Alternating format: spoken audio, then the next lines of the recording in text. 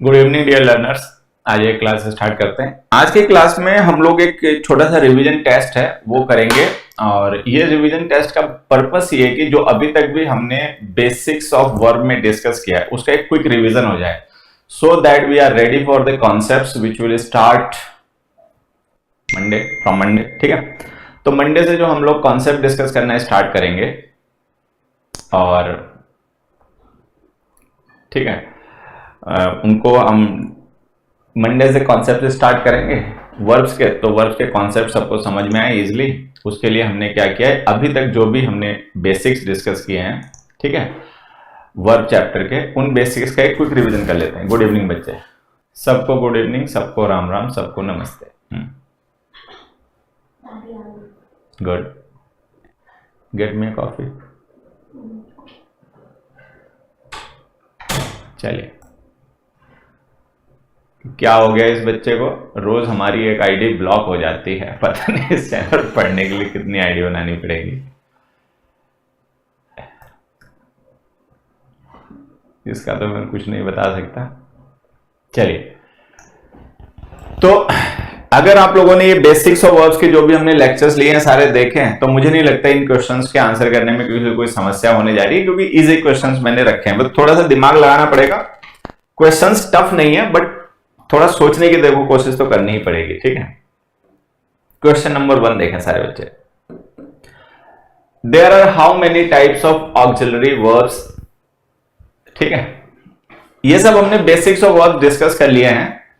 Basics of verbs already हम discuss कर चुके हैं। अब बस हमें उनकी प्रैक्टिस करनी जल्दी जल्दी से, मतलब एक रिवीजन टेस्ट है। इसके थ्रू क्या है कि मान लीजिए अगर हमने जब ये सारी चीजें पढ़ाई थी उस समय किसी बच्चे ने ध्यान नहीं दिया, ठीक है, या भूल गया या उसके दिमाग से निकल गई, तो एक क्विक रिवीजन हो जाएगा, उसको याद हो जाएंगे। और बाकी कोई नया बच्चा रहा होगा जिसको नहीं पता होगा तो उसको पता चल जाएगा। ठीक है,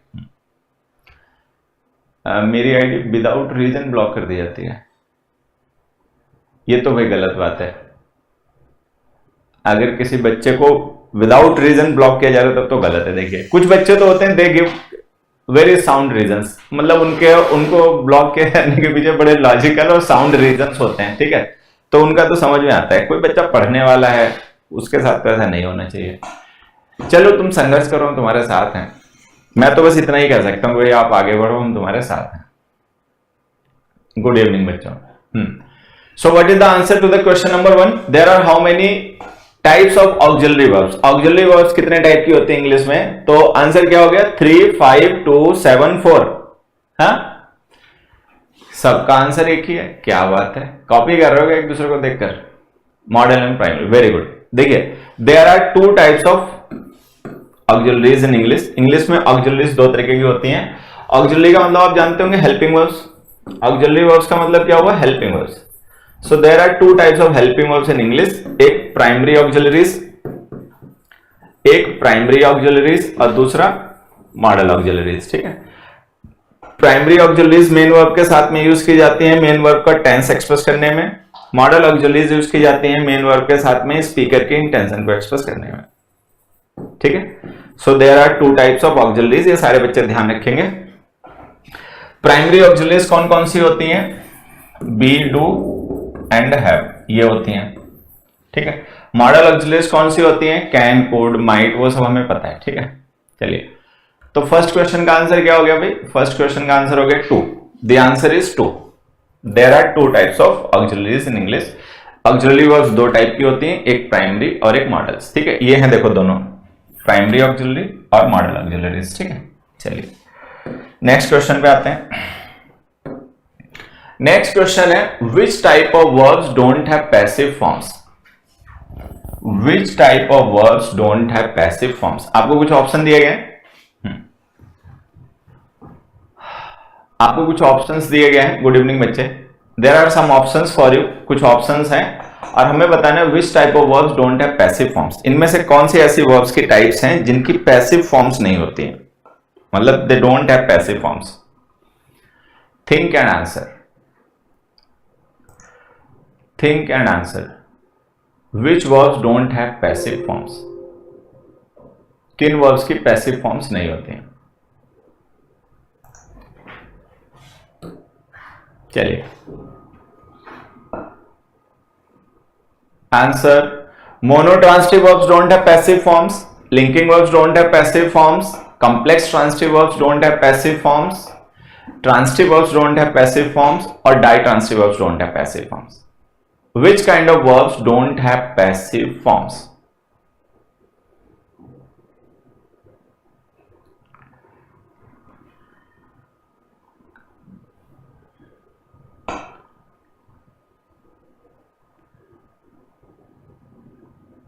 हाँ बताइए, linking verbs don't have passive forms, really? कुछ बच्चे तो इसमें कह रहे हैं कि complex transitive verbs don't have passive forms, कुछ बच्चे कह रहे हैं कि complex transitive verbs don't have passive form, कुछ कह रहे हैं linking verbs don't have passive forms. ठीक है, चलिए देखिए, एक चीज ध्यान रखनी है, देखिए दो छोटे छोटे पॉइंट बताता हूं। मैंने एक दो स्टेटमेंट लिख रहा हूं, एक बार सारे बच्चे बताएंगे विच of this statements is true. All transitive verbs have passive, एक मिनट, ये थोड़ा सा बनेगा नहीं, इधर आते हैं, यहां लिखते देखो,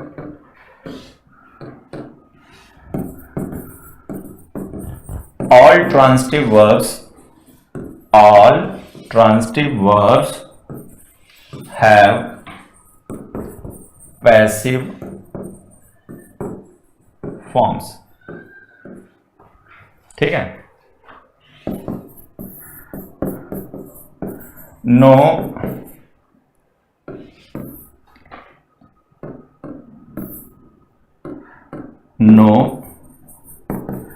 intransitive verbs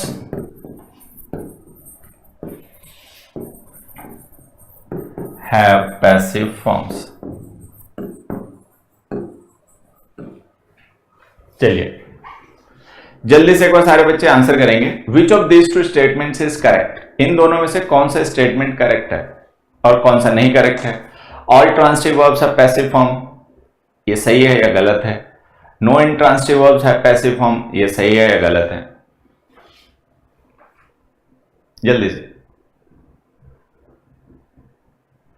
जल्दी से एक बार सारे बच्चे आंसर बताएं कि which of this two statements is not correct. All transitive verbs have passive forms, no transitive verbs have passive forms।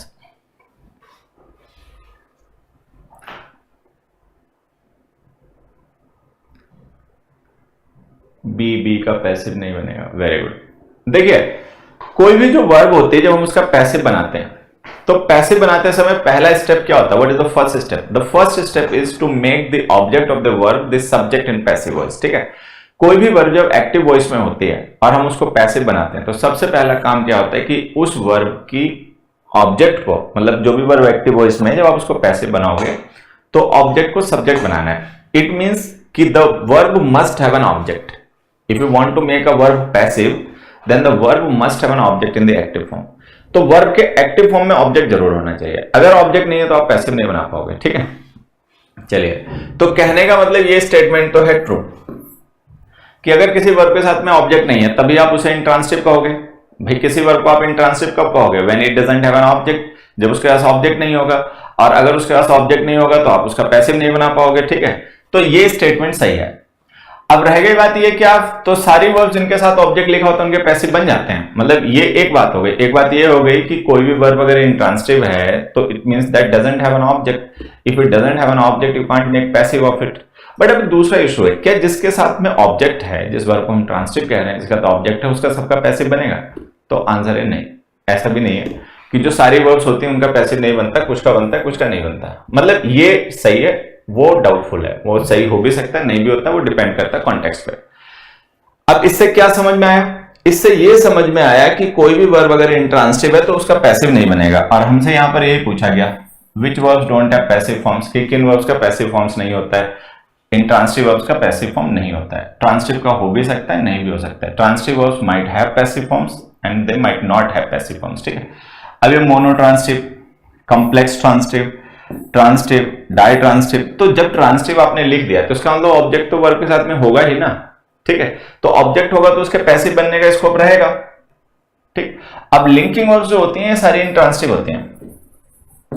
Linking verbs जो होती है ना, इनके बाद ऑब्जेक्ट तो आता नहीं, इनके बाद कॉम्प्लीमेंट आता है, तो ये सारी इंट्रांसिटिव वर्ब्स होती हैं। अब चूंकि ये इंट्रांसिटिव वर्ब्स होती हैं तो इनका पैसिव नहीं बनता, तो आंसर हो गया B. Which type of verbs don't have passive form, कि इनमें से कौन सी वर्ब्स ऐसी हैं जिनके पैसिव फॉर्म्स नहीं होती हैं, ठीक है। तो आंसर हो गया कि इनमें से जो लिंकिंग वर्ब्स हैं इनके पैसिव नहीं बन सकते, बाकी सबके पैसिव बन जाते हैं, ठीक है।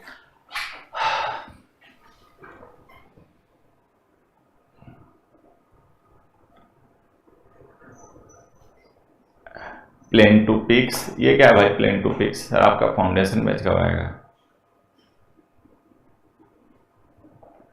पढ़ाई कर लो, क्या कब आएगा कब नहीं आएगा फ्यूचर तो किसे पता है, ठीक है। यहां भी पढ़ने को मिल रहा है तो पढ़ लो, ठीक है।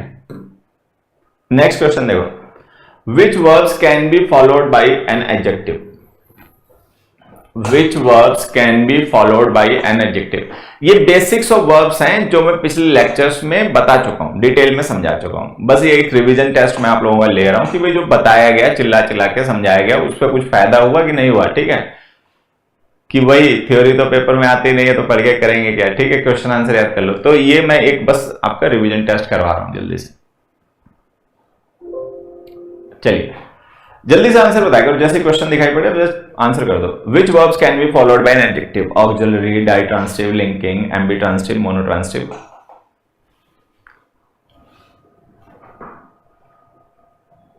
विच ones? Which verbs can be followed by adjectives? देखो बढ़िया, ऑक्सिलरी वर्ब्स जो होती हैं वो हेल्पिंग वर्ब्स होती हैं, उनके बाद तो मेन वर्ब आती हैं, ये आंसर हो नहीं सकता, ठीक है। डाइट्रांसिटिव वर्ब्स जो होती हैं, ठीक है, तो वर्ब्स के बाद में ऑब्जेक्ट आता है। देखो डाइट्रांसिटिव वर्ब्स में क्या होता है, जो डाइट्रांसिटिव वर्ब्स होती हैं, ठीक है, इनके बाद तो हम लिखते हैं वर्ब का ऑब्जेक्ट, ठीक है। अब फिर वर्ब के बाद में लिखते हैं ऑब्जेक्ट का कॉम्प्लीमेंट। अच्छा, जो ऑब्जेक्ट का कॉम्प्लीमेंट है वो एडजेक्टिव भी हो सकता है, मतलब ऑब्जेक्ट का कॉम्प्लीमेंट एडजेक्टिव भी हो सकता है। तो एडजेक्टिव जो है ना वो यहां नहीं आ सकता, यहां आ सकता है। तो वर्ब को तो फॉलो ऑब्जेक्ट करेगा, ऑब्जेक्ट नाउन प्रोनाउन ही होगा, एडजेक्टिव होगा नहीं। तो डाइट्रांसिटिव वर्ब्स के बाद में भी एडजेक्टिव नहीं आ सकता, ठीक है। सॉरी डाइट्रांसिटिव में तो कॉम्प्लेक्स ट्रांसिटिव समझा दिया गया, ओहो ये कॉम्प्लेक्स ट्रांसिटिव का स्ट्रक्चर है बच्चे, ठीक है। चलो डाइट्रांसिटिव में तो दोनों ही ऑब्जेक्ट होते हैं, क्योंकि डाइट्रांसिटिव में दोनों ही ऑब्जेक्ट होते हैं तो एडजेक्टिव आएगा नहीं, छोड़ो। उसके बाद में एम्बिट्रांसिटिव वर्ब, एम्बिट्रांसिटिव वर्ब्स में भी ऑब्जेक्ट ही आता है, उनके बाद में भी कॉम्प्लीमेंट नहीं आता, ठीक है। मोनोट्रांसिटिव वर्ब्स के बाद में भी ऑब्जेक्ट आएगा, तो इनके बाद देखो जहां जहां ऑब्जेक्ट आएगा वहां एडजेक्टिव नहीं आएगा, बस ये ध्यान रखना है, ठीक है। Adjectives can not be the object, adjectives जो है वो ऑब्जेक्ट नहीं हो सकते, ऑब्जेक्ट हमेशा कोई नाउन या प्रोनाउन होता है। तो एम्बिट्रांसिटिव वर्ब हो या मोनोट्रांसिटिव वर्ब हो या डाइट्रांसिटिव वर्ब, उनमें ऑब्जेक्ट्स आते हैं, ऑब्जेक्ट्स नाउन या प्रोनाउन होते हैं, एडजेक्टिव्स नहीं होते हैं। एडजेक्टिव्स जो होते हैं वो केवल कॉम्प्लीमेंट्स बन सकते हैं, कॉम्प्लीमेंट्स जो होते हैं वो लिंकिंग वर्ब के बाद आते हैं। तो हमारा आंसर क्या हो गया, लिंकिंग वर्ब्स, ठीक है। Which verbs can be followed by an adjective? Then answer is linking verbs, linking verbs can be followed by an adjective. ऐसे देखना समझना, जैसे मैंने लिखा he is ready, he is happy, he is confident, ठीक है। तो ये सारे वर्ड एडजेक्टिव तो हैं, रेडी, हैप्पी, कॉन्फिडेंट सब एडजेक्टिव हैं, और ये एडजेक्टिव हमने इस वर्ब के बाद लिखे हैं, तो ये वर्ब लिंकिंग है। लिंकिंग वर्ब के बाद में लिखे गए एडजेक्टिव्स कॉम्प्लीमेंट होते हैं, सब्जेक्ट को डिस्क्राइब करते हैं, ठीक है। आगे बढ़े, नेक्स्ट क्वेश्चन देखो। नेक्स्ट क्वेश्चन है what kind of verbs are the static verbs? Static verbs कैसी वर्ब्स होती हैं? इंट्रांसिटिव होती हैं, लेक्सिकल होती हैं, ऑक्सिलरी होती हैं, एम्बिट्रांसिटिव होती हैं, डिलेक्सिकल होती हैं, कैसी होती हैं?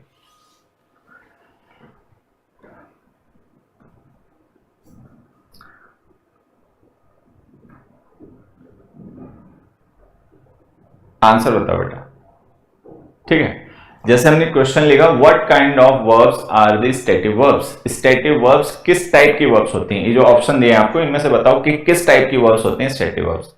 इंट्रांसिटिव वर्ब्स होती हैं, लेक्सिकल वर्ब्स होती हैं, ऑक्सिलरी वर्ब्स होती हैं, एम्बिट्रांसिटिव होती हैं, या डिलेक्सिकल होती हैं?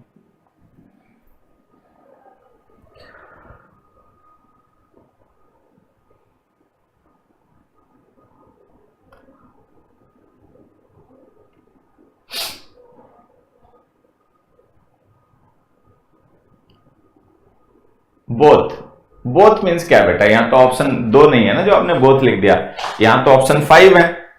अगर लिखना है तो या तो लिखो ऑल 5 या तो लिखिए ऑल 5। बोथ लिखने का तो लॉजिक नहीं समझ में आता है ना, क्योंकि बोथ तो आप तब लिखोगे जब ऑप्शन 2 हो, यहाँ तो ऑप्शन ही ज्यादा है। देखिए स्टेटिव वर्ब ऑक्सिलरीज नहीं होती बेटा, ऑक्सिलरी का मतलब हेल्पिंग वर्ब होता है, तो स्टेटिव वर्ब ऑक्सिलरीज तो होती नहीं है, हटा दो, ठीक है। अच्छा एक चीज और भी ध्यान देना, जो एम्बी ट्रांसिटिव वर्ब्स होती हैं वो मतलब आपकी स्टेटिव वर्ब्स नहीं होती हैं। Stative verbs Aamby transitive verbs का काम नहीं करती हैं, ठीक है। वो केवल ट्रांसिटिव होती हैं, केवल इंट्रांसिटिव होती हैं, एम्बी ट्रांसिटिव नहीं होती, तो ये गलत हो गया। अच्छा आगे डिलेक्सिकल वर्ब्स। डिलेक्सिकल वर्ब समझते हो? Delexical verbs are the such verbs as lose their meaning in the sentence for the noun that follows them, ठीक है।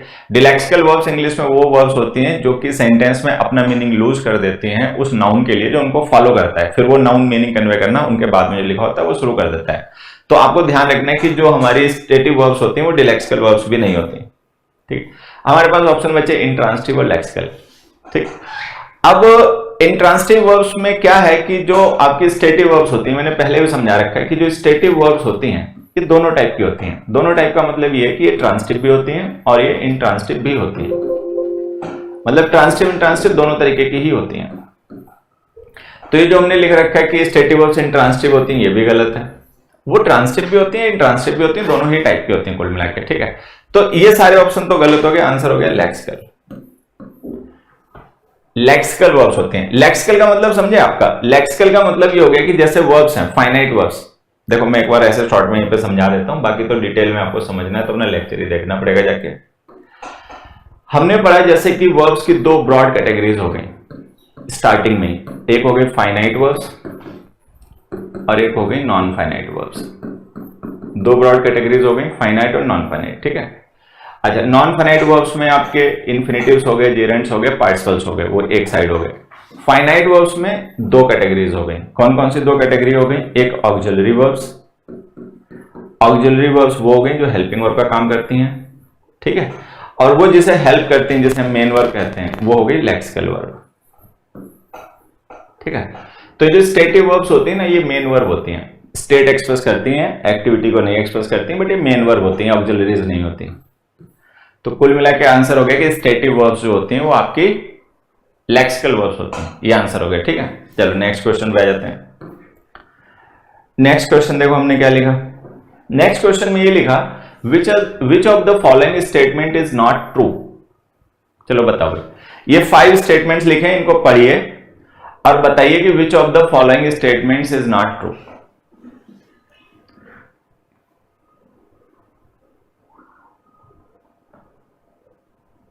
हाँ लिखाया है, पढ़ाया भी है और ये रिवीजन टेस्ट है, मतलब ये रिवीजन टेस्ट है इस चीज को चेक करने के लिए जो पढ़ाया बढ़ाया वो समझ में आया, याद हुआ कि नहीं हुआ।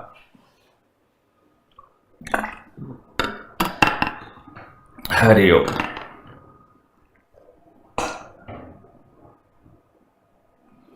How can wrong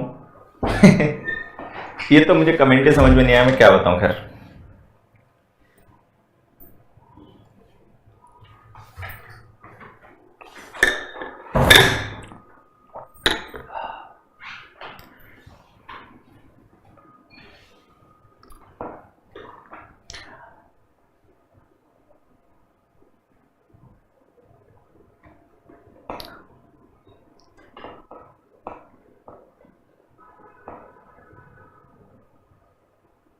may be not.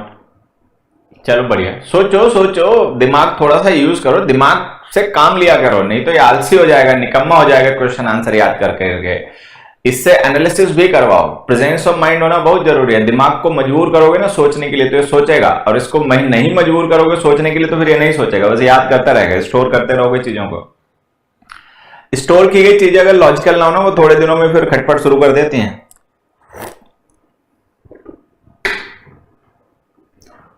Lexical I am not sure. चलो ज्यादातर बच्चे श्योर नहीं, कोई नहीं बच्चे मैं बता देता हूं। देखो सबसे पहले ये समझ लो कि which of the following statement is not true. Is not true का मतलब हमसे ये पूछा जा रहा है कि which of the statements is false, कि इनमें से कौन से स्टेटमेंट फॉल्स है, हमें फॉल्स स्टेटमेंट ढूंढना है। Every verb must have an object, हर एक वर्ब के बाद में ऑब्जेक्ट क्या होना चाहिए? फॉल्स। फॉल्स ठीक है, हर एक वर्ब के बाद में ऑब्जेक्ट की जरूरत नहीं होती है। लिंकिंग वर्ब्स के बाद में ऑब्जेक्ट नहीं आता, इंट्रांसिटिव वर्ब्स के बाद में ऑब्जेक्ट नहीं आता, हैपनिंग वर्ब्स के बाद में ऑब्जेक्ट नहीं आता, क्योंकि इंट्रांसिटिव है, इंट्रांसिटिव वर्ब्स के बाद में ऑब्जेक्ट नहीं आता। तो ऐसा कोई जरूरी नहीं है कि जब भी आप कोई वर्ब यूज करोगे तो उसके बाद में ऑब्जेक्ट होना ही चाहिए। तो ये फॉल्स है। Not all verbs can be change into passive voice, true. सारी वर्ब्स के पैसिव नहीं बन सकते ना बच्चे, ठीक है। इंट्रांसिटिव वर्ब्स के पैसिव नहीं बनते, ट्रांसिटिव में भी कुछ वर्ब्स होते हैं जो पैसिव नहीं बनाते हैं, ठीक है। Every verb must have a subject, true. You can use a verb without an object but you can not use a verb without a subject, मतलब वेदर यू राइट इट और you don't write it but every verb must have some subject. कोई ना कोई verb, जैसे कोई भी verb होती है ना तो उसका सब्जेक्ट जरूर होता है। इंपेरेटिव सेंटेंसेस में जैसे हमारी वर्ब्स होती हैं तो उनके सब्जेक्ट को हम लिखते बोलते नहीं है, बट इसका मतलब ये नहीं कि सब्जेक्ट है नहीं। Every verb has a subject, हर एक वर्ब का एक सब्जेक्ट होता ही है। If there is no subject, ठीक है। हाँ, तो यहां पे ध्यान रखना है कि ये ट्रू है, every verb must have a subject. फिर लिखा nouns and adjectives can be change into verbs, true. We learned it in the previous class, we learned it in the very previous class, पिछली class में ही हमने सीखा था, ठीक है। फिर लिखा spend is a regular verb, true, ठीक है। हमने पढ़ा कि कोई भी ऐसी वर्ब जिसके लास्ट में डी, ईडी या टी लिख के उसकी सेकंड और थर्ड फॉर्म बना लीजिए, वो रेगुलर वर्ब होती है। तो स्पेंड रेगुलर वर्ब भी होती है, इसकी सेकंड और थर्ड फॉर्म स्पेंट होती है, तो ये रेगुलर वर्ब है, ट्रू। ये भी ट्रू, ये भी ट्रू, ये भी ट्रू। एक ही इसमें फॉल्स है और हमें बताना वही है जो फॉल्स है। हमें कौन सा बताना है, विच इज नॉट ट्रू, जो ट्रू ना हो वो बताना है। तो ये रहा ट्रू, मतलब ये है वो जो ट्रू नहीं है, बाकी तो सारे ट्रू हैं। तो हमारा आंसर क्या हो गया, ए। तो इस क्वेश्चन का आंसर हो गया भाई ए। चलिए नेक्स्ट क्वेश्चन देखो। नेक्स्ट में लिखा what kind of verbs are infinitive and gerund. Simple question मैंने डाल दिया बीच में। Which kind of verbs are infinitive and gerund, infinitive और जेरेंड कैसे वर्ब्स होते हैं। आज सारे गलत, बस दो ही सही हुए। इसकी वजह है बच्चे, इसकी वजह है कि we are not use to learning theory. हम थ्योरी वगैरह पढ़ने के यूज, मतलब मैंने भी जब से ऑनलाइन पढ़ाना शुरू किया तब से मैंने ये चीजें, ऑनलाइन का मतलब है यूट्यूब पर बस, बाकी नहीं। तो मैंने देखा है कि बच्चों का ना थ्योरी में इंटरेस्ट थोड़ा कम होता है। They are much interested in question and answers, ठीक है। क्वेश्चन आंसर्स को लेकर उनके अंदर रुझान थोड़ा सा झुकाव ज्यादा होता है, मतलब कोई भी वजह हो, लेकिन उनका अंदर थ्योरी को लेकर क्या होता है। जैसे आपको अगर याद हो तो हमने बेसिक्स ऑफ वर्ब्स को शायद 4-5 क्लास डिस्कस किया है, उसके बाद आज हम यहाँ पर पहुंचे हैं।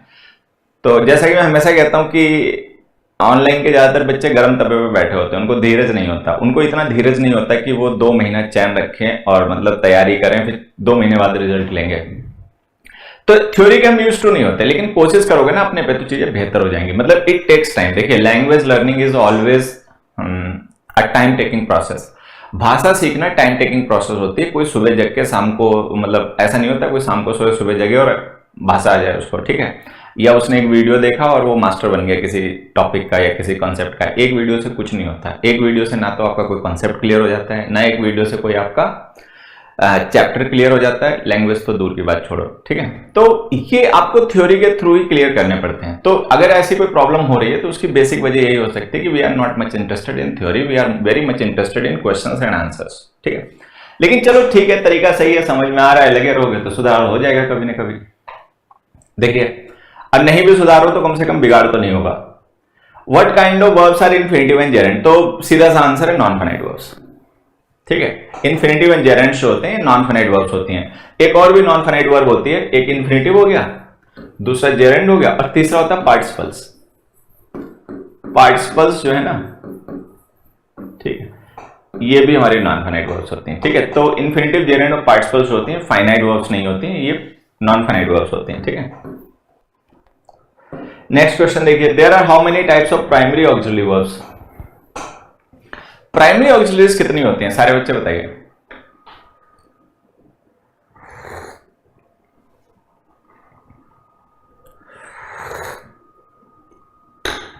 हरिया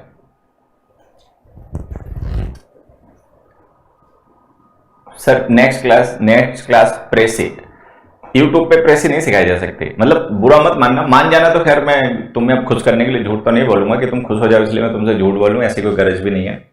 यूट्यूब पे प्रेसी नहीं सिखाई जा सकती, सिखाई भी नहीं जा सकती और सीखी भी नहीं जा सकती। मजे की बात यह है।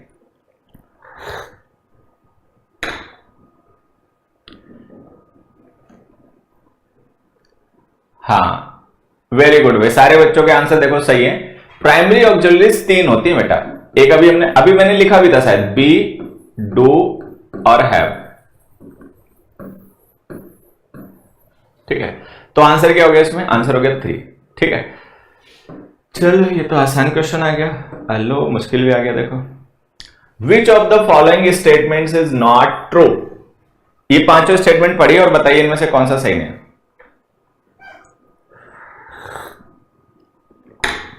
मैं वेस्ट बंगाल से हूं, आपसे इंग्लिश सीखना चाहता हूं। सीखो भैया, सीख तो रहे हो। इंग्लिश हमसे सीखना चाहते हो तो सीख तो रहो बेटा, आप क्या करोगे?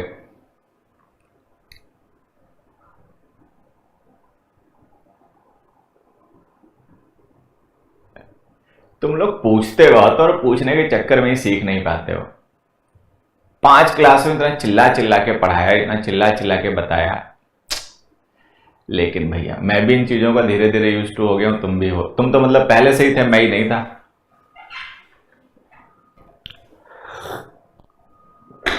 देखो, ought to is a model auxiliary, verbs express doing, happening and state, the verb we ये verbs गलती से लिख गए, इसे verb कर लेना बच्चे, ठीक है? ये verb है, verbs लिख गया गलती से। The verb be is a stative verb, only adjectives can become object complement. The verb eat is an irregular verb.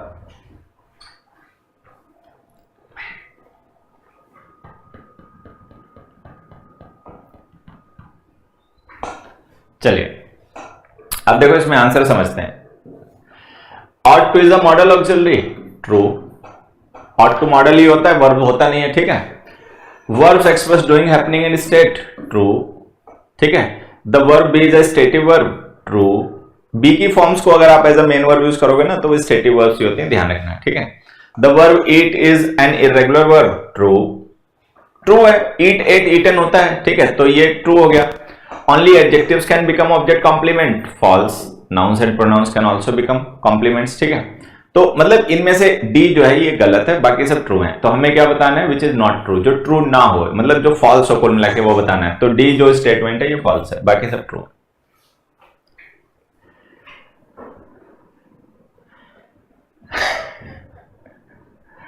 ठीक है, तो इसका आंसर हो गया डी। चलो भाई नेक्स्ट पे आ जाते हैं। नेक्स्ट देखो, नेक्स्ट में लिखा which verbs have object complements. Simple question, which verbs have object compliments?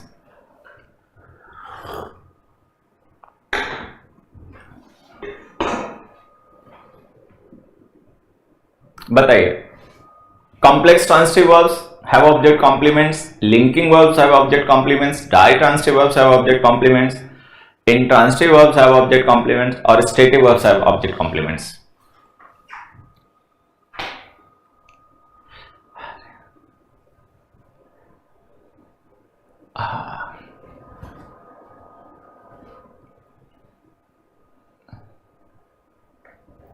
कुछ बच्चों ने सब बराबर कर दिया।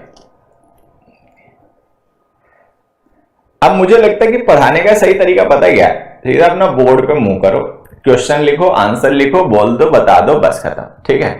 पूछा बताई मत करो। मतलब बच्चे से ये मत पूछो कि भाई तुम्हें बताओ मुझे इसका क्या आंसर है, उसका क्या आंसर है। बच्चा बेचारा, या तो सीधा सीधा सा पूछो, सिंपल क्वेश्चन, ठीक है? चलो देखो भैया, बात सुनो। ऑब्जेक्ट कॉम्प्लीमेंट जो होता है ना वो लिंकिंग वर्ब्स के बाद में नहीं आता बेटा। लिंकिंग वर्ब्स के बाद जो हम लिखते हैं ना वो सब्जेक्ट कॉम्प्लीमेंट होता है, ध्यान रखना। अच्छा, डाइट्रांसिटिव वर्ब्स में कॉम्प्लीमेंट आता ही नहीं है, उनमें डायरेक्ट और इनडायरेक्ट ऑब्जेक्ट आते हैं। इंट्रांसिटिव वर्ब्स के बाद में जब ऑब्जेक्ट नहीं आता तो ऑब्जेक्ट कॉम्प्लीमेंट क्या आएगा?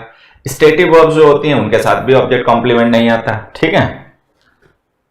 कॉम्प्लेक्स ट्रांसिटिव वर्ब्स होती हैं ऐसी वर्ब्स जिनके साथ में ऑब्जेक्ट कॉम्प्लीमेंट आता है। तो आंसर है इसका ए, सही है? ये ध्यान रखना, इसका आंसर ए। खा जाते हो तुम लोग सारी बातें। नेक्स्ट देखो, विच of the following statement is true?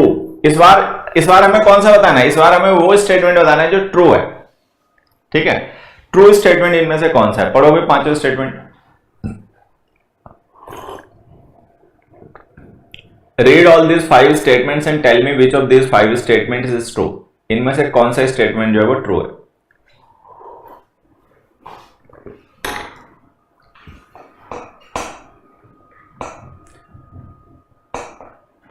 देखो एक चिल्ला रहा है, सर बताना नहीं चाहते हैं क्या मेरा क्वेश्चन कितनी बार कमेंट्स कर चुका हूं? कर ले कमेंट, मन तो भर जाए तेरा कमेंट कर करके।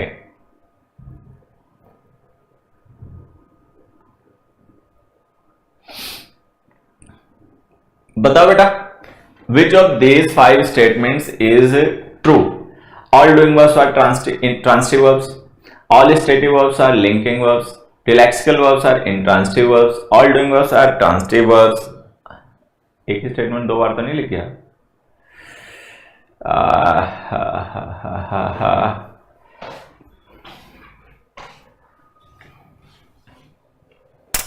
एक काम करते हैं, थोड़ा सा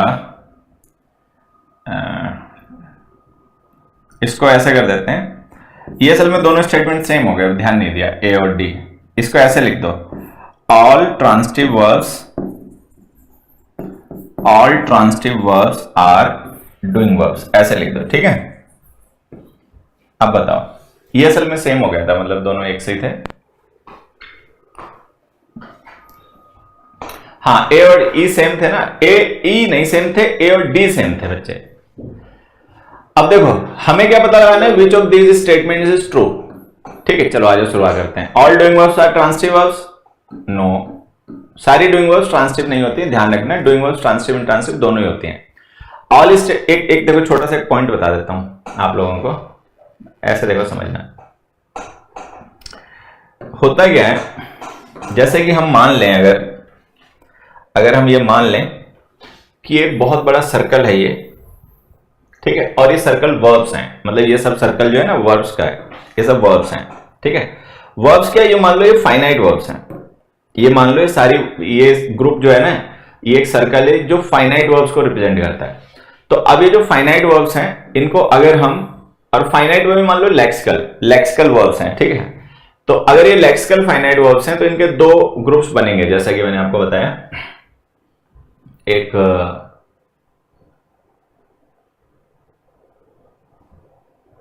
दो क्या 3 बनेंगे। अब इसमें तो हमने एक ही लाइन खींच दी, चलो हटो भाई, ठीक है। 3 ग्रुप बनेंगे, कैसे बराबर होंगे, चलो बराबर नहीं हुए, कोई नहीं, छोड़ो। अब देखो इससे क्या हुआ, ये मान लेते हो गई डूइंग वर्ब्स, ये हो गई डूइंग लेक्सिकल वर्ब्स, ये हो गई हैपनिंग लेक्सिकल वर्ब्स, ठीक है। और ये हो गई स्टेटिव, जो डूइंग हैपनिंग कुछ नहीं एक्सप्रेस करते हैं, स्टेट एक्सप्रेस करते हैं। तो ये जो हमारी फाइनाइट लेक्सिकल वर्ब्स है ना, इनकी 3 ब्रॉड कैटेगरीज हो गई, डूइंग, हैपनिंग और स्टेटिव। फिर उसके आगे की कहानी देखो, ये जो डूइंग वर्ब्स हैं, ठीक है, डूइंग वर्ब्स जो हैं, डूइंग वर्ब्स में कुछ वर्ब्स आपकी ट्रांसिटिव हो गई, कुछ इंट्रांसिटिव हो गई, ठीक है। हैपनिंग वर्ब्स में सारी की सारी इंट्रांसिटिव हो गई।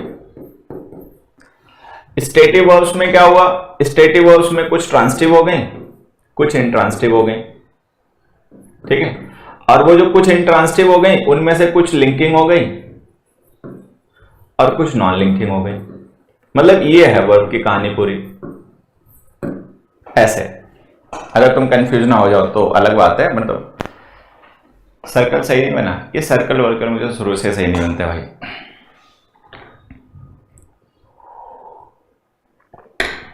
तो ये कहानी आपको ध्यान रखनी है, बेसिकली है। चलो एक दूसरे तरीके से बता देता हूं, सर्कल अगर थोड़ा सा होच पोच हो गया तो मैं ऐसा लग रहा है, तो मैं दूसरे तरीके से बता सकता हूं। देखो मान लो ये सारी लेक्सिकल वर्ब्स हो गए हमारे, लेक्सिकल, ठीक है। अब ये जो लेक्सिकल वर्ब्स है ना, इनके हमने 2 ग्रुप्स कर दिया। क्या 2 ग्रुप कर दिए, एक ग्रुप कर दिया एक्शन वर्ब्स, एक ग्रुप कर दिया स्टेटिव वर्ब्स, ठीक है। उसके बाद में ये जो एक्शन वर्ब्स हैं, इनके 2 ग्रुप हो गए। इनमें क्या 2 ग्रुप हो गए, एक हो गई हैपनिंग एक्शन वर्ब्स, एक्टिविटी 2 तरीके की होती है ना, एक हैपनिंग हो गई और एक डूइंग हो गई, ठीक है। और ये जो हैपनिंग है ये सब इंट्रांसिटिव हो गई, ये सब इंट्रांसिटिव है। डूइंग जो है ये ट्रांसिटिव या इंट्रांसिटिव कुछ भी हो सकती है, मतलब ये ट्रांसिटिव भी होती है और इंट्रांसिटिव भी होती है, दोनों तरीके की हो सकती है, ये ध्यान रखना है, ठीक है। आते हैं स्टेटिव वर्ब्स में। स्टेटिव वर्ब्स में क्या हो गया, ये 2 टाइप के, इनके भी 2 ग्रुप कर देते हैं। स्टेटिव वर्ब्स में एक तो हो गई, स्टेटिव वर्ब्स में एक तो हो गई लिंकिंग वर्ब्स, लिंकिंग वर्ब सारी हो गई इंट्रांसिटिव, ठीक है। दूसरी हो गई नॉन लिंकिंग वर्ब्स, मतलब नॉन लिंकिंग स्टेटिव वर्ब्स। तो जो नॉन लिंकिंग स्टेटिव वर्ब्स हैं ये ट्रांसिटिव या इंट्रांसिटिव दोनों तरीके की होती हैं। ये कहानी है। अब मतलब तुम्हें जैसे समझ में आए अपना समझ लो, बात यही है, मतलब एक ही बात है, उसको जितने चाहे उतने तरीके से कह लो।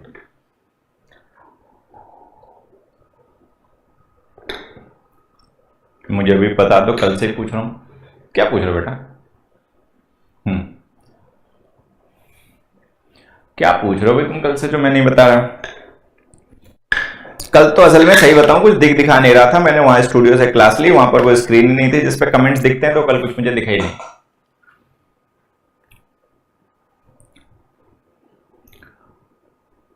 ठीक है, यहां तक क्लियर? चलो अब ये जैसे भी समझ में आ जाए अपना समझ लेना। तो अब आते हैं, ये हम ये डिस्कस कर रहे थे, स्टेटमेंट हमारा ये चल रहा था कि भाई इनमें से कौन सा स्टेटमेंट ट्रू है। ठीक है, तो देखो all doing verbs are transitive verbs, false. सारी डूइंग वर्ब्स ट्रांसिटिव नहीं होती हैं। All stative verbs are linking verbs, false. All linking verbs are stative, जितनी लिंकिंग वर्ब्स होती हैं वो स्टेटिव होती हैं, लेकिन सारी स्टेटिव वर्ब्स लिंकिंग ऐसा नहीं है। Delexical verbs are intransitive verbs, false. Delexical verbs intransitive नहीं होती है, वो एक्चुअली ट्रांसिटिव होती है क्योंकि उनके बाद में ऑब्जेक्ट लिखा होता है। ठीक है, ऑल डूइंग वर्ब्स आर, यहां पे मैंने इसको कहा था all transitive verbs are doing verbs, कि all transitive verbs are doing verbs ऐसा भी नहीं है।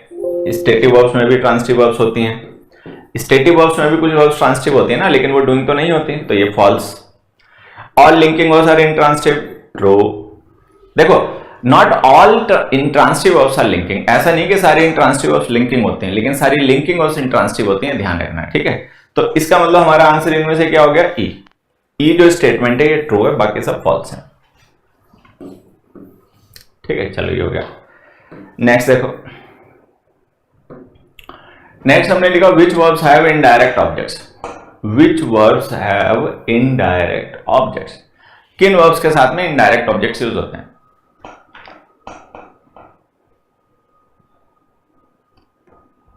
कल क्लास नहीं थी? कल क्लास तो थी, लेकिन पता नहीं क्या हुआ कि दो इवेंट बन गए थे, तो कुछ बच्चे एक इवेंट पर है जो कि स्टार्ट नहीं हुआ, और एक जो स्टार्ट हो गया कुछ उस पे थे, मतलब वो कल होश पोश हो गया, कल कुछ ऐसा ही हो गया, एक्टिंग हो गई कुछ, कि कल एक्चुअली दो इवेंट्स बन गए थे, सेम टाइम में दो इवेंट्स बना दिए, तो कुछ बच्चों को एक इवेंट दिख रहा था, किसी को कोई इवेंट दिख रहा था।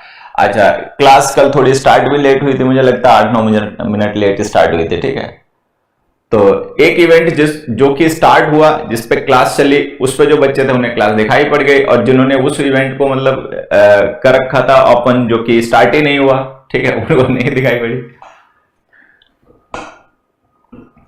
टाइम एंड टेंस कब चलेगा? तुम YouTube पे सीखने वालों की मुझे एक चीज कभी समझ में नहीं आती, तुम्हें जो सिखाया जाता है ना वो तुम्हें सीखना ही नहीं होता। जब तुम्हें टाइम एंड टेंस सिखाया जा रहा होगा ना, आई गारंटी उस दिन तुम्हें टाइम टेंस भी नहीं सीखना होगा, क्योंकि तुम ये सोच के बैठोगे मैं टाइम टेंस बड़े आसान तरीके से सिखाऊंगा। ठीक है, मैं आसान तरीके से कुछ नहीं पढ़ाता बेटा, मेरी आदत नहीं है आसान तरीके से पढ़ाने की। ठीक है, हाँ, हम आसान तरीके से कुछ नहीं पढ़ाते।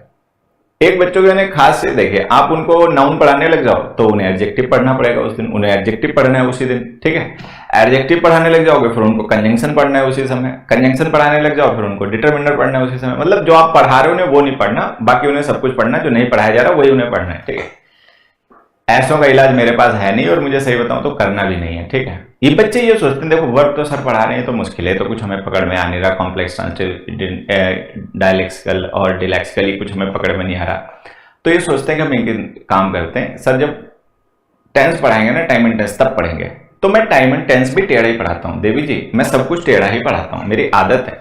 ठीक है, ये मेरा तरीका है पढ़ाने का, मैं इसको चेंज नहीं करता। ठीक है, तो मैं पढ़ाता ऐसे ही हूं। ठीक है, हाँ, तो आप ये सोचोगे मैं टाइम एंड टेंस बड़े आसान तरीके से पढ़ाऊंगा, मैं उसमें भी दिमाग ही घुमाता हूं, मेरा काम ही है दिमाग घुमाना लोगों का। ठीक है, लोगों को सोचने के लिए मजबूर करना, फोर्स करना कि दिमाग का यूज करो, इंटेलिजेंस का यूज करो, मेमोरी का यूज से काम नहीं चलेगा। ठीक है, चलो अब जैसे मैं लिखा which verbs have indirect objects, तो आंसर आ गया मोनोट्रांसिटिव वर्ब्स ना, डाइट्रांसिटिव वर्ब्स हाँ, कॉम्प्लेक्स ट्रांसिटिव वर्ब्स ना, स्टेटिव वर्ब्स ना, डिलेक्सिकल वर्ब्स ना। असल में देखो मैंने आपको पहले ही बताया था कि किसी भी ऑब्जेक्ट को डायरेक्ट इनडायरेक्ट जो होता है ना, ये कोरिलेटिव टर्म्स हैं, ठीक है। हाँ, एक मिनट बच्चे, देखिए मैं बताता हूं। डायरेक्ट और इनडायरेक्ट ऑब्जेक्ट जो होते हैं ये कोरिलेटिव टर्म्स होती हैं, ठीक है। कोरिलेटिव टर्म्स का मतलब होता है कि अगर कोई एक ऑब्जेक्ट डायरेक्ट है तो कोई दूसरा इनडायरेक्ट भी होगा, और कोई अगर इनडायरेक्ट है तो फिर कोई डायरेक्ट भी होगा। मतलब डायरेक्ट के बगैर इनडायरेक्ट और इनडायरेक्ट के बगैर डायरेक्ट एग्जिस्ट नहीं करते। मतलब कोरिलेटिव का मतलब ये होता है कि अगर डायरेक्ट कोई ऑब्जेक्ट है तो इनडायरेक्ट भी होगा, और इनडायरेक्ट है तो डायरेक्ट भी होगा, ठीक है। तो अब हमें पता है कि डायरेक्ट इनडायरेक्ट ऑब्जेक्ट जो है वो डायट्रांसिटिव वर्ब्स के साथ में यूज होते हैं, तो हमारा आंसर इसमें डायट्रांसिटिव वर्ब्स हो गया, बाकी सब हो गया गलत। चलो ये हो गया क्वेश्चन। नेक्स्ट आ जाए, विच of the following statements is true. क्या हुआ, विच of the following statements is true. ये जो लिखे गए स्टेटमेंट्स हैं इनमें से कौन सा स्टेटमेंट ट्रू है? आंसर बता दो बेटा। Which of the following statements is true.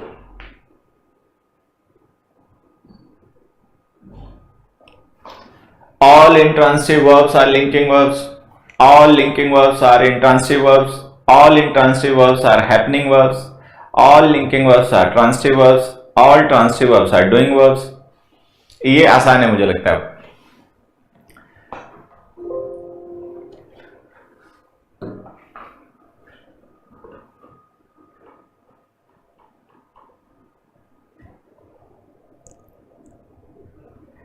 Hari Prabhu Deendayal बिरस संभारे।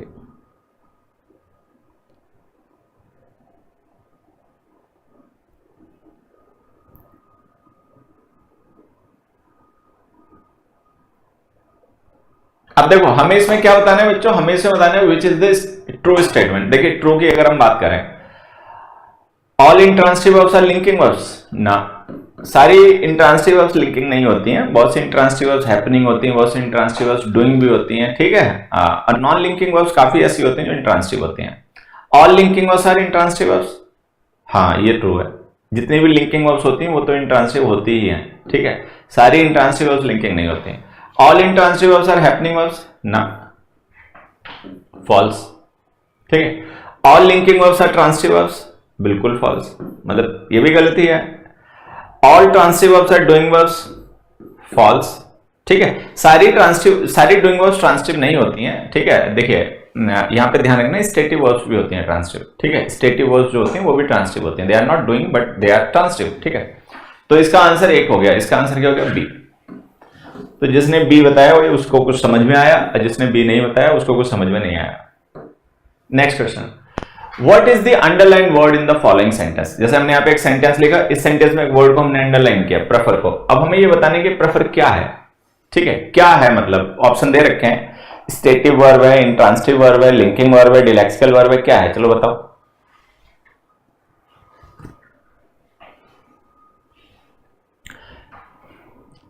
Sir ji linking verb को भी इंट्रांसिटिव वर्ब कहते हैं, तो ऐसा क्यों होता है कि लिंकिंग वर्ब के बाद एडवर्ब और इंट्रांसिटिव वर्ब के बाद एडजेक्टिव आता है? प्लीज बता दो। ये तुम्हें किसने बता दिया बेटा? वैभव सिंह, ये गलत बता दिया। जो तुम ये फैक्ट बता रहे हो, the fact you are stating is actually not correct, ठीक है। तो मुझे नहीं लगता कि ये तुम्हें बार बार पूछना चाहिए, और इसमें कुछ बताने वाला है भी नहीं। बताने वाला कुछ इसलिए नहीं है बिकॉज वो जो तुम्हारा फैक्ट है वो गलत है, तो उसको फिर एक्सप्लेन करने की, जस्टिफाई करने की जरूरत नहीं है। We justify something which is valid, which is invalid, why would we justify that, ठीक है।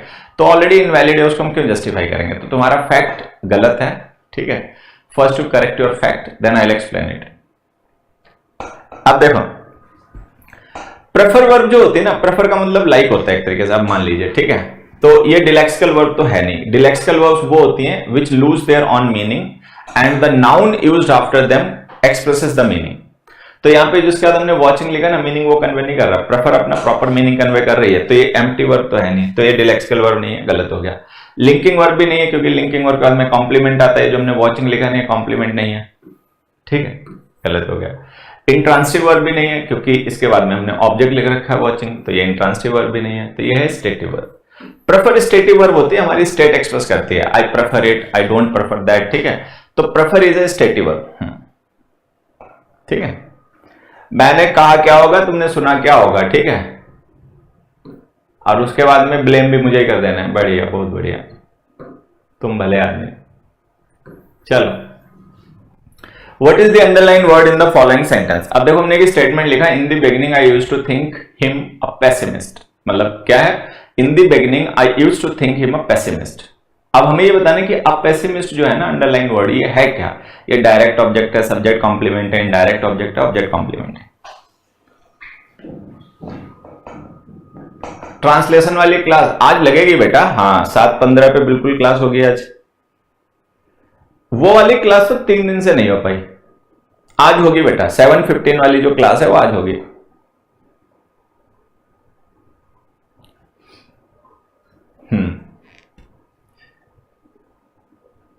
चलिए नेक्स्ट क्वेश्चन आ गया। देखो इसमें हमें बताना है पेसिमिस्ट क्या है। तो ध्यान से देखो, ये जो थिंक हमने वर्ब लिखी ना, ये एक नॉन फिनिट वर्ब है भले ही, लेकिन वर्ब है।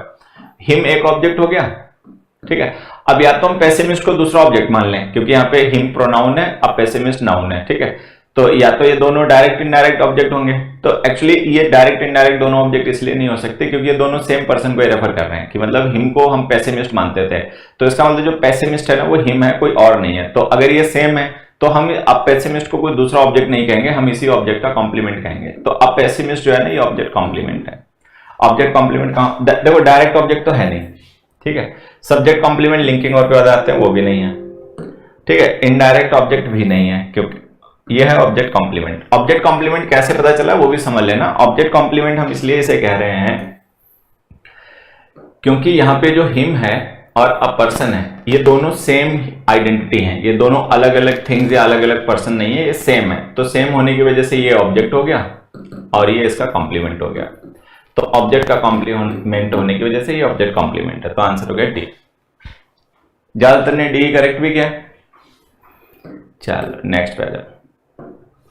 नेक्स्ट हमने लिखा था chief gave his assent to the proposed legislation.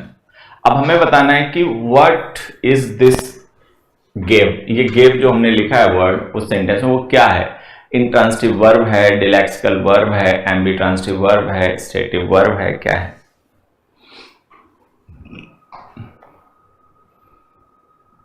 चलो जल्दी बताओ। अब देखो यहां पे समझना, ये जो गेव वर्ब हमने लिखी है ना, ये इंट्रांसिटिव तो है नहीं। क्यों नहीं है, क्योंकि इसके बाद हमने ऑब्जेक्ट लिख रखा है हिज असेंट, तो इंट्रांसिटिव तो हुई नहीं। अच्छा, एम्बिट्रांसिटिव जो होता है ना वर्ड, वो फंक्शनल नहीं होता है। मतलब एम्बिट्रांसिटिव जो डेफिनेशन है ये फंक्शनल डेफिनेशन नहीं, मतलब सेंटेंस में कोई वर्ब एम्बिट्रांसिटिव नहीं होती है। कोई वर्ब ऐसी जिसको आप बिना ऑब्जेक्ट के भी यूज कर सकते हो और ऑब्जेक्ट के साथ भी यूज कर सकते हो, तो हम उसको एम्बिट्रांसिटिव कहते हैं। बट जब उसे सेंटेंस में यूज कर दिया जाता है तब वो वहां पे या तो ट्रांसिटिव होती है या इंट्रांसिटिव होती है, तब उसको एम्बिट्रांसिटिव नहीं कहा जा सकता, ठीक है। एम्बिट्रांसिटिव न्यूट्रल यूज होता है कि आप उसको सेंटेंस में नहीं यूज कर रहे हो, ठीक है। और अगर सेंटेंस में यूज कर रहे हो तो सेंटेंस में या तो आप उसको विद ऑब्जेक्ट यूज करोगे, विदाउट ऑब्जेक्ट यूज करोगे, विद ऑब्जेक्ट यूज करोगे तो ट्रांसिटिव कहोगे, विदाउट ऑब्जेक्ट यूज करोगे तो इंट्रांसिटिव कहोगे। तो सेंटेंस में यूज हो रही वर्ब एम्बिट्रांसिटिव नहीं होती है, ध्यान रखना, ठीक है। तो एम्बिट्रांसिटिव तो है नहीं। अच्छा, स्टेटिव वर्ब गिव होती नहीं क्योंकि give is an action, activity है ना, किसी चीज को कोई चीज देना ये एक्टिविटी है, तो स्टेटिव वर्ब तो है नहीं, ये भी गलत। एक ही ऑप्शन बच रहा था डिलेक्सिकल, तो यही आंसर है। अच्छा, अब मैं इसको आपको एक बार और समझा देता हूं कि हमने पढ़ा था जो डिलेक्सिकल वर्ब्स होती हैं उनमें क्या होता है कि वर्ब अपना कोई मीनिंग कन्वे नहीं करती है, ठीक है। वर्ब के बाद में लिखा गया जो नाउन होता है वही मीनिंग कन्वे करता है। तो उस केस में अगर हम चाहें तो उस नाउन को वर्ब बना दें और वो जो हमारी लेक्सिकल वर्ब है उसको हटा दें तो मीनिंग सेम रहता है। तो देखो क्या हम इसको ऐसे लिख सकते हैं, the chief assented to the proposed legislation.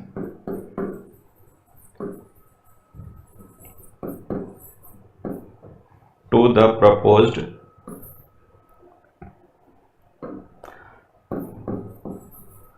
Legislation. तो आंसर है हाँ, ऐसे हम लिख सकते हैं। देखो ये जो असेंट है ना बेटा, ये नाउन और वर्ब दोनों ही होता है। असेंट का मतलब होता है सहमति देना, किसी चीज को लेकर अपनी सहमति देना, ठीक है। तो ये जो असेंट है ना, यहाँ पे हमने भले ही एज अ नाउन यूज कर रखा हो, लेकिन असेंट वर्ब भी होती है। आप गेव वर्ब को हटाइए और उसको वर्ब बना दीजिए, देखो मीनिंग सेम रहेगा। The chief assented to the proposed legislation. Assent का मतलब एग्री होता है, डिसेंट का मतलब डिसएग्री होता है। तो सारे बच्चे ध्यान रखेंगे, जैसे एग्री जो है ना ये एक वर्ब है, ठीक है। डिसएग्री है, ये भी एक वर्ब है, लेकिन एग्री का सिनोनिम होता है असेंट। इसका सिनोनिम होता है असेंट। असेंट जो है ये वर्ब और नाउन दोनों है। डिसएग्री का एंटोनिम होता है, सिनोनिम होता है डिसेंट। डिसेंट जो होता है ये नाउन और वर्ब दोनों है। तो ध्यान रखना, एग्री का सिनोनिम हो गया असेंट, डिसएग्री का सिनोनिम हो गया डिसेंट। ठीक है, बस ध्यान ये रखना कि एग्री और डिसएग्री वर्ब होती हैं, केवल वर्ब होती हैं। असेंट और डिसेंट नाउन और वर्ब दोनों ही होते हैं। ठीक है, तो ये आंसर हो गया हमारा डिलेक्सिकल वर्ब। नेक्स्ट देखो, नेक्स्ट में लिखा है what is the underline word in the following sentence? Asked. चलो भाई बताओ तो आस्क्ड क्या है इसमें? मोनोट्रांसिटिव वर्ब है, डिलेक्सिकल वर्ब है, स्टेटिव वर्ब है, डाइट्रांसिटिव वर्ब है, कैसी वर्ब है बताओ?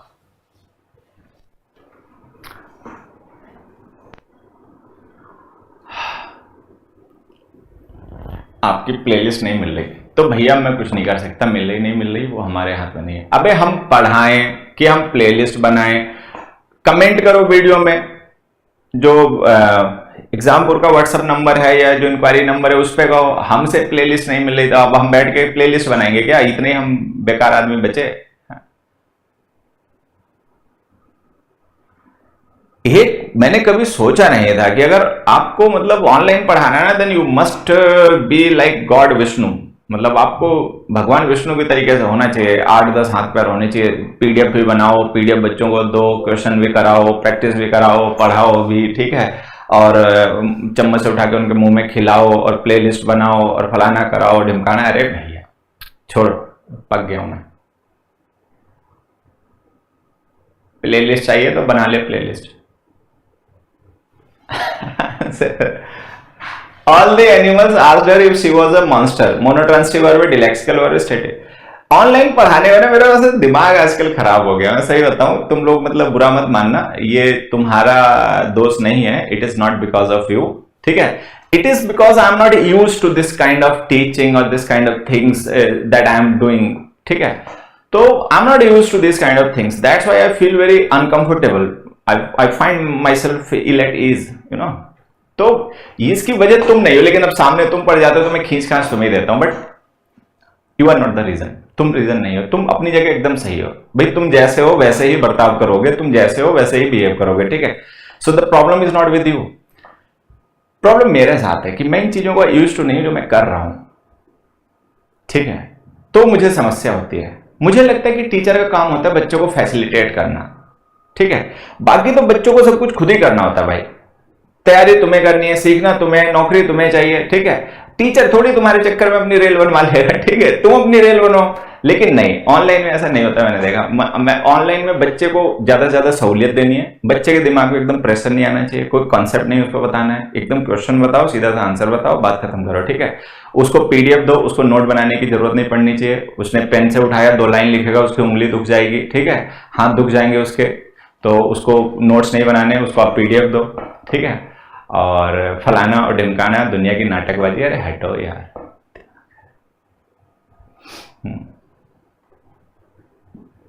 चलो अब देखो यहां पर, all the animals asked her if she was a monster. Answer बता दो भैया इसका। ये आस्क्ड क्या है? मोनोट्रांसिटिव वर्ब है, डिलेक्सिकल वर्ब है, स्टेटिव वर्ब है, डाइट्रांसिटिव वर्ब है? जल्दी से आंसर बताओ।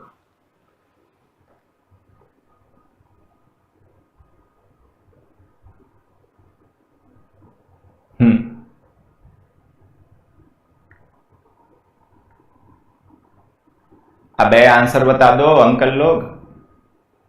है तो इधर मोनोट्रांसिटिव। चलो बढ़िया, कोई बोला तो सही। देखो स्टेटिव वर्ब तो नहीं है, कम से कम आस्क तो एक एक्टिविटी है ना, आस्क पूछना है, एक्टिविटी है, तो स्टेटिव वर्ब तो है नहीं, स्टेट तो एक्सप्रेस नहीं कर रही। अच्छा, और डिलेक्सिकल वर्ब भी है नहीं। डिलेक्सिकल वर्ब वो होती हैं जिनके बाद जो एम्प्टी वर्ब होते हैं, जो अपना खुद का कोई मीनिंग कन्वे नहीं करते हैं। आस्क का अपना मीनिंग है टू इंटरोगेट, तो ये डिलेक्सिकल एम्प्टी वर्ब्स भी नहीं है, ठीक है। अब हमारे पास ऑप्शन 2 हैं, या तो मोनोट्रांसिटिव या डाइट्रांसिटिव, ठीक है। अब ध्यान से देखना, all the animals asked, whom asked? हर, तो whom का रिप्लाई हो गया हर, ऑब्जेक्ट हो गया। What did they ask if she was a monster? Object 2, ठीक है, तो ये दो ऑब्जेक्ट हो गए बच्चे, दो ऑब्जेक्ट हो गए, तो ये मोनोट्रांसिटिव वर्ब तो नहीं रही, ये तो डाइट्रांसिटिव वर्ब हो गई। तो ये डाइट्रांसिटिव वर्ब, देखो इसमें हर जो है एक प्रोनाउन है, ये ऑब्जेक्ट है, और if she was a monster ये एक ऑब्जेक्ट है। इफ शी वाज मॉन्स्टर जो है ये व्हाट का रिप्लाई है, व्हाट का रिप्लाई होने की वजह से ये डायरेक्ट ऑब्जेक्ट है, ये हमारा डायरेक्ट ऑब्जेक्ट है, ठीक है। हर जो है हुम का रिप्लाई है, हुम का रिप्लाई होने की वजह से ये इनडायरेक्ट ऑब्जेक्ट है,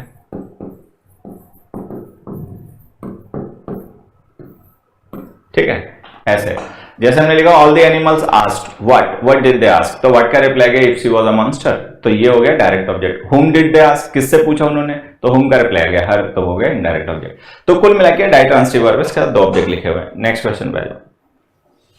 Mohan showed his friends the phone, चलो बताओ हिज फ्रेंड्स इसमें क्या है। Mohan showed his friends the pen, the phone, sorry, Mohan showed his friends the phone. What is his friends in this statement? Is it an indirect object or object complement or direct object or subject complement? क्या है?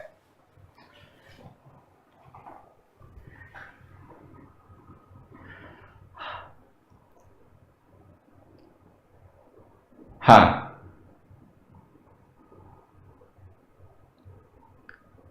जल्दी से answer बता दो भाई, तुम लोग तो बहुत स्लो हो। अब देखो इसमें पता क्या बच्चों, ये हिज फ्रेंड्स जो है ये ऑब्जेक्ट कॉम्प्लीमेंट तो हो नहीं सकता, क्योंकि ऑब्जेक्ट कॉम्प्लीमेंट जो होता है ना वो हमेशा ऑब्जेक्ट के बाद आता है। यहाँ पे शोड वर्ब के बाद हमने लिख रखा है इसे, तो वर्ब के बाद लिख रखा है तो ये ऑब्जेक्ट हो सकता है, ऑब्जेक्ट कॉम्प्लीमेंट नहीं हो सकता, तो ये तो गलत हो गया, ठीक है। अच्छा, सब्जेक्ट कॉम्प्लीमेंट भी नहीं हो सकता क्योंकि सब्जेक्ट कॉम्प्लीमेंट लिंकिंग वर्ब के बाद आते हैं, तो या तो ये इनडायरेक्ट ऑब्जेक्ट होगा या डायरेक्ट ऑब्जेक्ट होगा, ठीक है। तो हमने पढ़ रखा है कि इनडायरेक्ट ऑब्जेक्ट होता है हुम का रिप्लाई, पर्सन जनरली, ठीक है। डायरेक्ट ऑब्जेक्ट होता है व्हाट का रिप्लाई, थिंग्स जनरली, ठीक है। तो ये जो हिज फ्रेंड्स है ना, हुम का रिप्लाई है, हुम का रिप्लाई होने की वजह से ये इनडायरेक्ट ऑब्जेक्ट है ना कि डायरेक्ट ऑब्जेक्ट। और वैसे भी जो रेसिपिएंट होता है, बेनिफिशियरी होता है, वो इनडायरेक्ट ऑब्जेक्ट ही होता है, ठीक है। चलिए ये आंसर हो गया। चलो नेक्स्ट पे आ जाते हैं। नेक्स्ट में लिखा हुआ है 5 small rabbits would live among that pile of rocks. ये लिव कैसी वर्ब है, ठीक है, मोनोट्रांसिटिव है, लिंकिंग है, कॉम्प्लेक्स ट्रांसिटिव है, इंट्रांसिटिव है। तो देखो लिव वर्ब के बाद हमने जो अमंग लिखा है प्रीपोजिशन है, दैट पाइल ऑफ रॉक्स इस प्रीपोजिशन का ऑब्जेक्ट है, ठीक है। तो वर्ब का अपना कोई ऑब्जेक्ट है नहीं, तो वर्ब ट्रांसिटिव तो हुई नहीं, मोनोट्रांसिटिव तो है नहीं, कॉम्प्लेक्स ट्रांसिटिव भी नहीं है। जब ट्रांसिटिव नहीं, देखो मोनोट्रांसिटिव, कॉम्प्लेक्स ट्रांसिटिव, डाई ट्रांसिटिव, सब ट्रांसिटिव वर्ब्स की सब कैटेगरीज होती हैं। तो इस वर्ब को बात तो ऑब्जेक्ट ही नहीं है, बेसिकली बात ये वर्ब ट्रांसिटिव भी नहीं है। जब ट्रांसिटिव ही नहीं है तो क्या मोनोट्रांसिटिव क्या कॉम्प्लेक्स ट्रांसिटिव, ये दोनों तो गलत हो गए। अब लिंकिंग वर्ब से इंट्रांसिटिव वर्ब दो ऑप्शन बचे हैं। लिंकिंग वर्ब भी है नहीं, लिंकिंग वर्ब इसलिए नहीं है क्योंकि इसके बाद हमने कोई कॉम्प्लीमेंट नहीं लिखा जो रैबिट्स को डिस्क्राइब करे, तो ये लिंकिंग वर्ब भी नहीं है, तो ये हो गए इंट्रांसिटिव वर्ब्स। इसके बाद में कोई ऑब्जेक्ट नहीं है ना, तो ये इंट्रांसिटिव वर्ब हो गए। चलो नेक्स्ट पे जाओ। They have named the project the best friend, कि उन्होंने प्रोजेक्ट को नेम किया द बेस्ट फ्रेंड, मतलब उन्होंने कोई प्रोजेक्ट लॉन्च किया और उसका नाम रखा द बेस्ट फ्रेंड, ठीक है। अब हमें ये बताना है कि व्हाट इज नेम्ड हियर। इस सेंटेंस में जो नेम्ड वर्ड है ना, ये क्या है, ये नेम्ड वर्ड क्या है, कॉम्प्लेक्स ट्रांसिटिव वर्ब है, स्टेटिव वर्ब है, डाइट्रांसिटिव वर्ब है, ऑक्सिलरी वर्ब है। चलिए बताइए, टाइम हो गया बच्चों। कॉम्प्लेक्स ट्रांसिटिव वर्ब है, स्टेटिव वर्ब है, डाइट्रांसिटिव वर्ब है, ऑक्सिलरी वर्ब है। देखो ऑक्सिलरी वर्ब नेम्ड तो है नहीं, ये तो लेक्सिकल वर्ब है, ऑक्सिलरी वर्ब है वह, तो ये गलत हो गया, ठीक है। अच्छा, स्टेटिव वर्ब है नहीं, नेम करना मतलब नाम रखना किसी का एक एक्टिविटी है, तो स्टेटिव वर्ब नहीं है, ये गलत हो गया। अब कॉम्प्लेक्स ट्रांसिटिव और डाइट्रांसिटिव वर्ब्स में हमें डिसाइड करना है। देखो ये द प्रोजेक्ट जो है और द बेस्ट फ्रेंड जो है, इसमें से द प्रोजेक्ट तो डेफिनेटली नाउन है, मतलब ऑब्जेक्ट है, ठीक है। अब द बेस्ट फ्रेंड जो है, इसको हमें देखना है कि ऑब्जेक्ट है या ऑब्जेक्ट कॉम्प्लीमेंट है। अगर ये ऑब्जेक्ट है, कोई दूसरा ऑब्जेक्ट है, ठीक है, तब तो ये वर्ब आपकी हो जाएगी डाइट्रांसिटिव। लेकिन अगर ये ऑब्जेक्ट का कॉम्प्लीमेंट है तो हो जाएगी कॉम्प्लेक्स ट्रांसिटिव। तो ये जो द बेस्ट फ्रेंड है ना, ये एक्चुअल में प्रोजेक्ट का रखा गया नाम है, तो इसका मतलब प्रोजेक्ट और द बेस्ट फ्रेंड अलग अलग नहीं है, एक ही है, मतलब प्रोजेक्ट का ही नाम है द बेस्ट फ्रेंड। तो द बेस्ट फ्रेंड कोई दूसरा ऑब्जेक्ट नहीं हुआ, ये ऑब्जेक्ट का कॉम्प्लीमेंट हो गया। अगर किसी वर्ब के साथ में ऑब्जेक्ट कॉम्प्लीमेंट्स लिखे हो तो वर्ब कॉम्प्लेक्स ट्रांसिटिव होती है, तो आंसर हो गया, ठीक है। चलिए बढ़िया, एक लास्ट क्वेश्चन मैं आप लोगों के साथ और डिस्कस कर लेता हूं, फिर टाइम हो गया, बस आज के लिए इतना ही, बाकी फिर मंडे को मिलेंगे तो कुछ नया सीखेंगे। फिर हमने लिखा Penny grew tired of going back and forth to the sea. अब जल्दी से बस ये बता दो कि ग्रू वर्ब कैसी है, ट्रांसिटिव है या इंट्रांसिटिव है, बस।